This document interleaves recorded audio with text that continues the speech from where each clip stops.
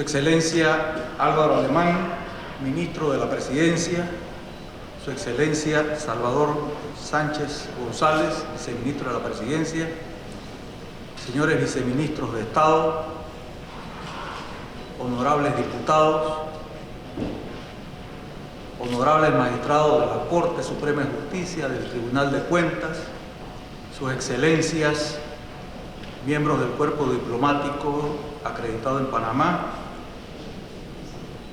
don Hernando Padilla, invitados especiales, estudiantes, público en general. Por invitación del señor Ministro de la Presidencia y del señor Viceministro, he venido complacido a hablar sobre un tema que verdaderamente apasiona, aunque mi rama de estudio más que todo es el derecho laboral, pero en algún momento he incursionado en una rama que es fundamental en la historia de este país, que es la disciplina del derecho constitucional. La Constitución de 1904 ha sido objeto de un estudio profundo, de una crítica profunda en la sociedad panameña, tanto en el pasado como en el presente. Pero es la Constitución que estableció las bases fundamentales de la República de Panamá, república de la cual hoy somos nosotros los ciudadanos. La Constitución de 1904 fue una obra de conciliación nacional.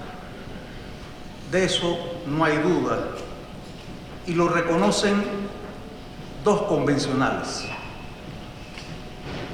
el doctor Eliodoro Patiño y el doctor Aurelio Guardia, uno liberal y otro conservador.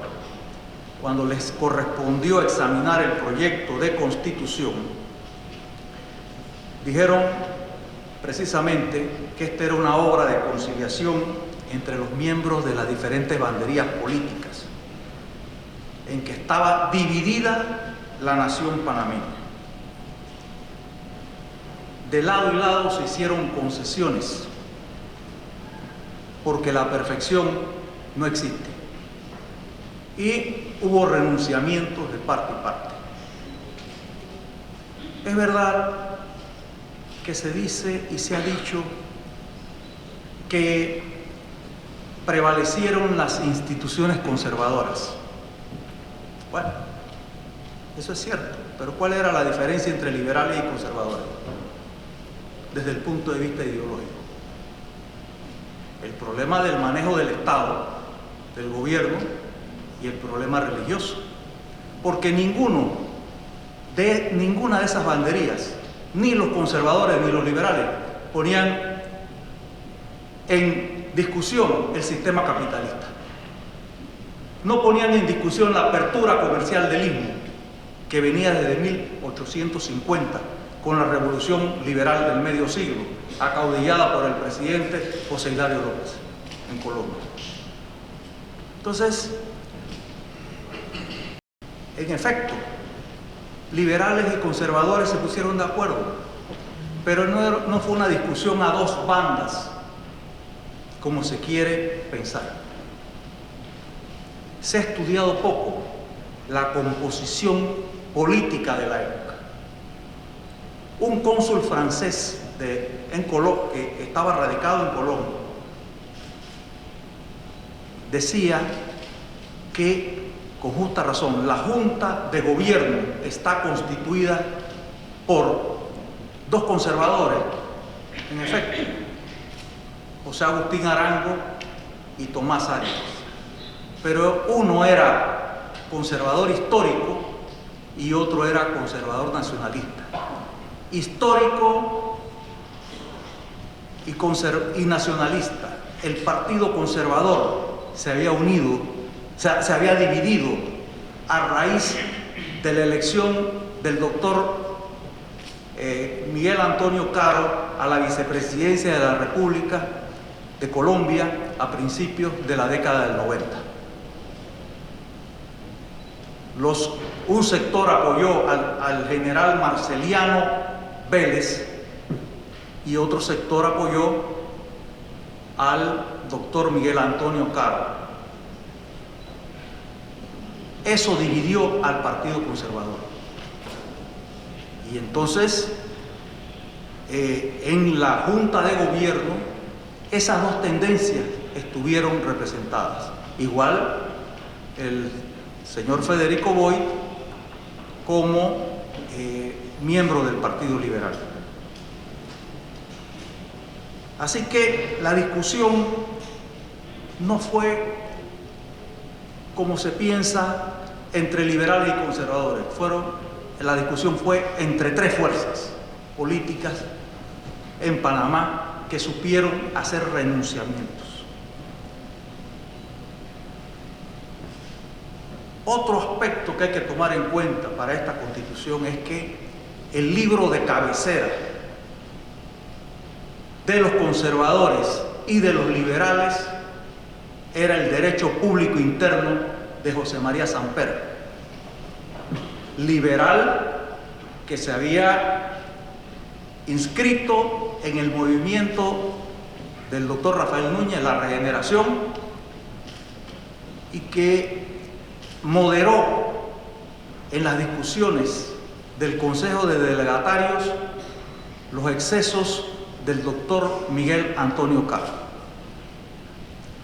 El libro de cabecera, lo consultaban los abogados panameños, Carlos A. Mendoza, doctor Pablo Arosemena, el doctor Eusebio Morales. Ese era su libro de cabecera, esa era su referencia. Por lo tanto, no es de extrañar que el texto constitucional salió de esa manera, que no es una copia exacta de la Constitución de 1886. Se cuenta, porque eso no está escrito, pero se cuenta de generación en generación, que durante el debate en la Convención Constituyente de la Constitución, uno de los convencionales dijo: un momento, yo no quiero Constitución colombiana, yo quiero que traigamos a nuestro país copiemos la Constitución suiza. Hubo cierta extrañeza, sin embargo, para los que estudiamos un poquito la historia, sabemos que en Colombia, en la Convención Constituyente de Río Negro, Justo Arosemena, nuestro Justo Arosemena, presentó un proyecto de constitución basado en el modelo suizo, del ejecutivo plural, etc. Sin embargo, fue rechazado.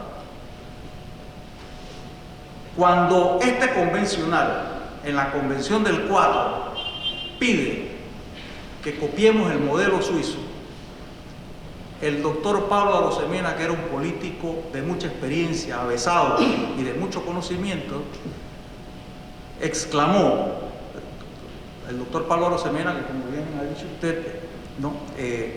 Fue el presidente de la convención en ese momento que se aprobó la Constitución, dijo: me parece bien, eso es lo que debemos hacer los panameños, copiemos el modelo suizo.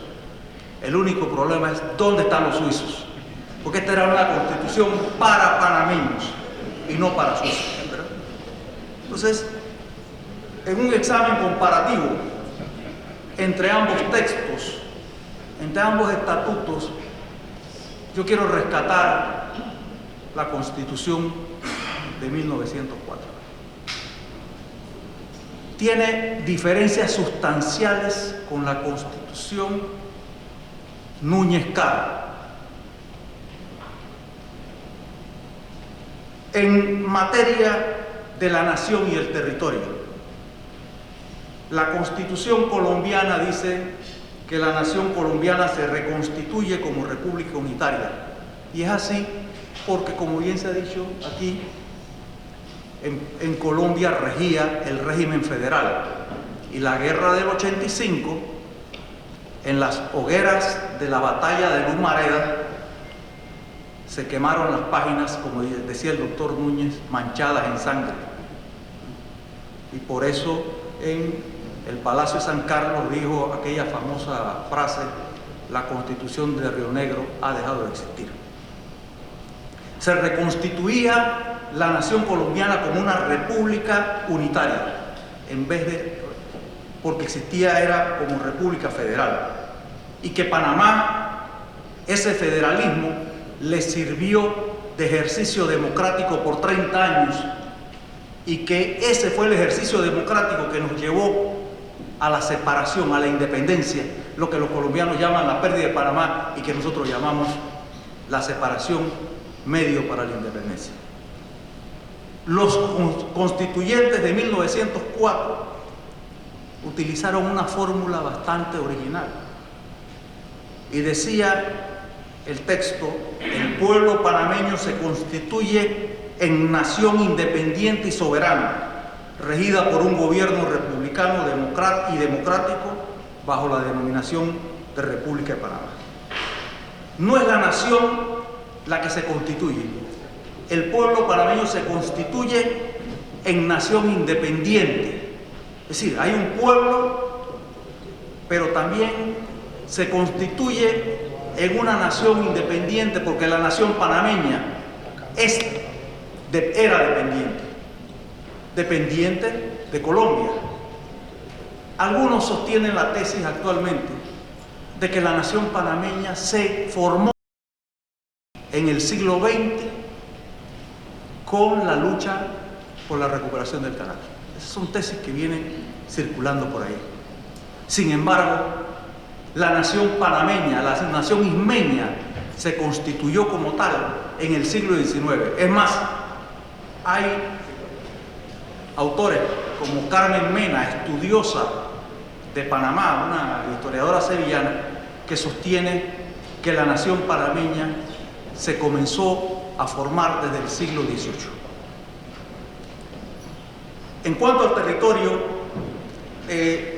como se eliminaron en Colombia los estados soberanos, se crearon los departamentos, y estos a su vez en provincias, y luego en las provincias en municipios. Actualmente las provincias han desaparecido en Colombia. Panamá, con el régimen unitario, se establecieron las provincias y se crearon también los municipios, así textualmente. En el tema de los derechos individuales, yo encuentro algunas diferencias fundamentales en nuestra Constitución, diferencias con la Constitución de Núñez y Caro. En el tema de la igualdad ante la ley, todos los panameños y extranjeros son iguales ante la ley. No habrá fueros ni privilegios personales.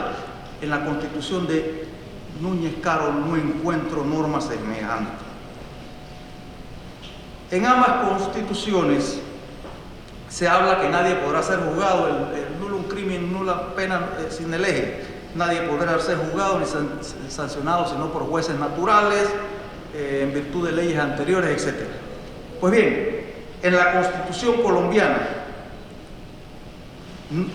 esta disposición no impedía que aún en tiempo de paz, por motivos de grave perturbación del orden público, se aprendieran y retuvieran por orden del gobierno a las personas contra quienes gravitaban graves indicios de que atentaban contra la paz pública. Otra diferencia es en el derecho de reunión. Todos los habitantes, decía la Constitución colombiana, o parte del pueblo, puede reunirse para congregarse pacíficamente, pero la autoridad podía disolver toda reunión que degenerara en asonada o tumulto o que obstruyera la vía pública. En la Constitución panameña, todos los ciudadanos tenían el derecho a reunirse pacíficamente y sin armas y de asociarse para los fines lícitos. En materia religiosa, la Constitución colombiana como la panameña establecían la libertad de culto, siempre que no fueran contrarios a la moral cristiana y al orden público, decía la panameña, y a las leyes, decía la colombiana. La colombiana taxativamente indicaba que la religión católica, apostólica, romana es la de la nación. La panameña utilizaba la fórmula que había escuchado decir al señor viceministro Salvador Sánchez, que era la fórmula de Napoleón. La religión católica es la de la mayoría de los panameños. Una gran diferencia. En materia de educación, la educación pública se organizaba en concordancia, era organizada y dirigida en concordancia con la religión católica. En Panamá se discutió una norma bastante diferente. En la convención se presentó un artículo que establecía que la instrucción primaria será gratuita y obligatoria. Habrá también escuelas de artes y oficios y establecimientos de enseñanza secundaria y profesionales a cargo de la nación. Esta disposición no fue aprobada. Sin embargo, la ley de educación que se expidió en ese año por la misma Convención Constituyente recogió estos criterios. Toda persona, según nuestra carta, podía emitir libremente su pensamiento de palabra o por escrito, sin sujeción a censura previa. La Carta colombiana indicaba que la prensa es libre en tiempos de paz, pero normas transitorias autorizaron al gobierno para expedir una ley de imprenta para prevenir y reprimir los abusos de la prensa. Esa ley en un momento determinado se dictó a raíz de un incidente en el que aparecieron degollados unos caballos y se le llamó la ley de los caballos. Y esa ley, que se aplicó durante la regeneración en el siglo XIX, parte del XX, llevó a la cárcel y al exilio a los opositores políticos, especialmente a los liberales. El presidente de Colombia, ese grande hombre, Santiago Pérez, fue exiliado y tuvo que partir a Francia, donde allá lamentablemente murió.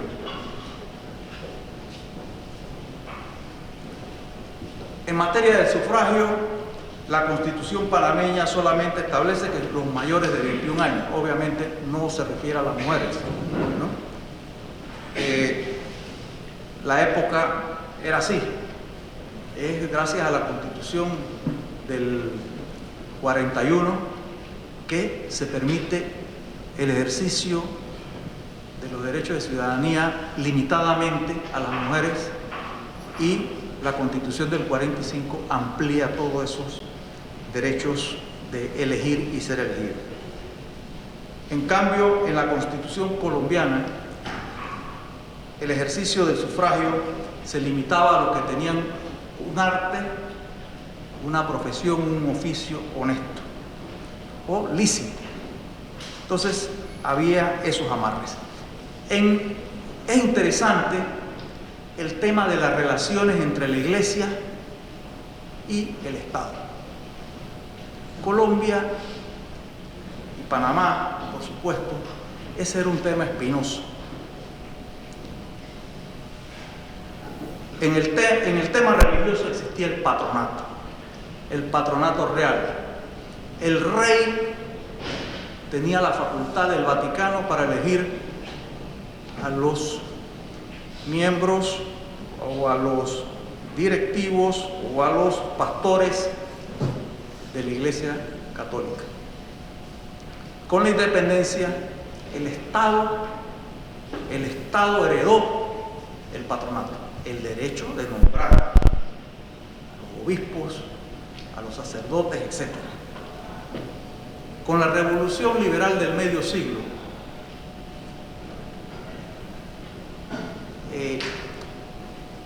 se dictaron disposiciones que separaron las dos entidades. Iglesia libre en Estado libre. No hay interferencia entre ninguna de las potestades. Pues bien, en Colombia esta Constitución recogió parte de esta independencia entre los dos poderes, el civil y el religioso, pero en la práctica, la Iglesia tenía un poder de decisión en los asuntos del Estado. El gobierno, de acuerdo con esta Constitución, podía celebrar convenios con la Santa Sede, es decir, concordatos, para arreglar los asuntos pendientes y definir las relaciones entre la potestad civil y la potestad eclesiástica. Dicen los autores que durante la última década del siglo XIX, quien tomaba las decisiones en el Partido Conservador y en el gobierno, en realidad era el arzobispo Restrepo Herrera, arzobispo de Bogotá, porque era el jefe de hecho del Partido Conservador. En Panamá no hubo necesidad de estas cosas, de regular estas relaciones.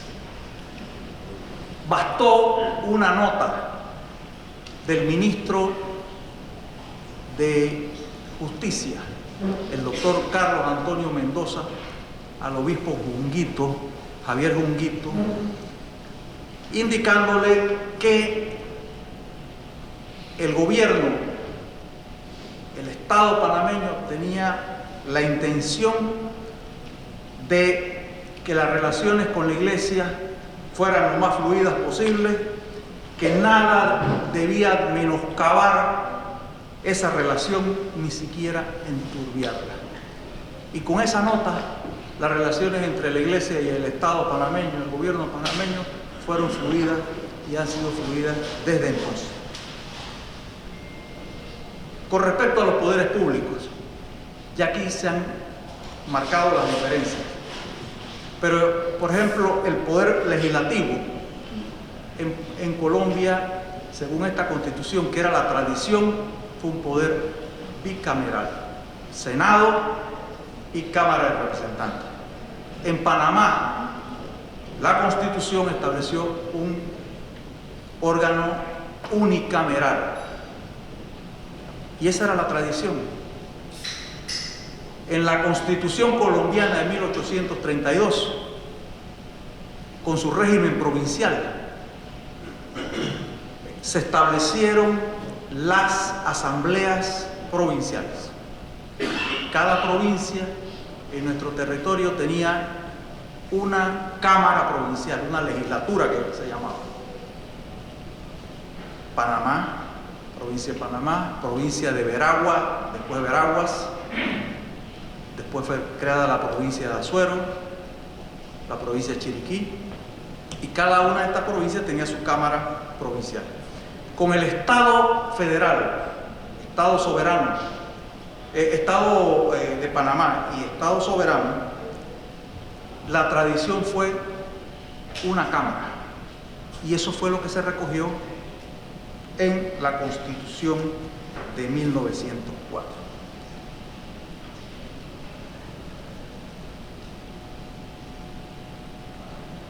Las otras diferencias ya mi antecesor en la palabra ha indicado, pero yo solamente quería referirme a dos asuntos en esto de los órganos de poder. En Colombia se creó el Consejo de Estado, organismo que no fue recogido en la Constitución de 1904. Consejo de Estado, que era un órgano consultor del órgano ejecutivo, que preparaba las leyes y los códigos, que era la última instancia en la jurisdicción contenciosa administrativa si fuera creada. Después fue creada y actualmente existe como Consejo de Estado, que no sé si lo tomaron de España, pero lo que sí sabemos es que ese es un organismo creado por el propio Napoleón.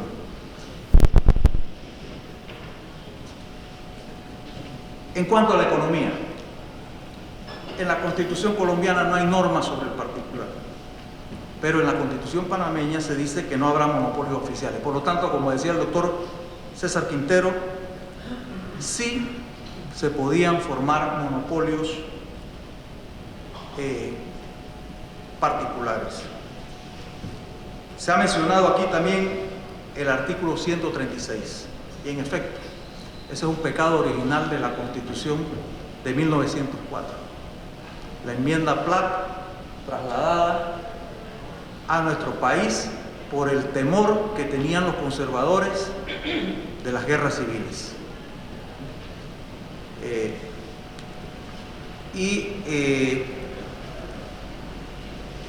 Se discutió, la votación fue 17-14.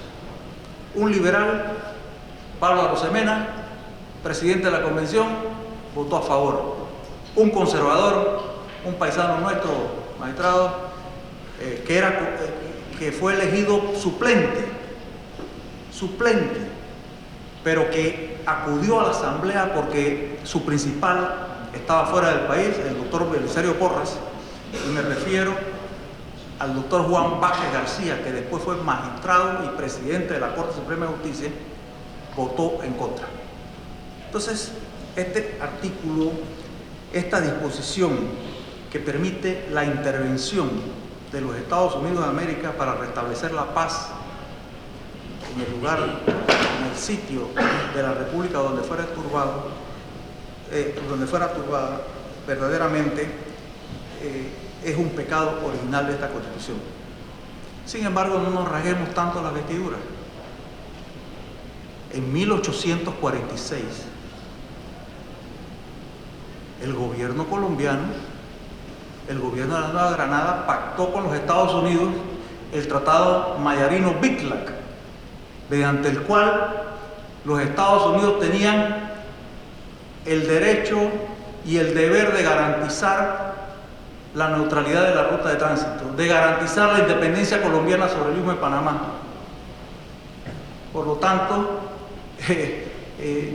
esta disposición verdaderamente, si bien es un pecado original, no era algo nuevo en el sistema jurídico panameño, el sistema jurídico colombiano, y los Estados Unidos intervino en Panamá durante el siglo XIX en múltiples ocasiones.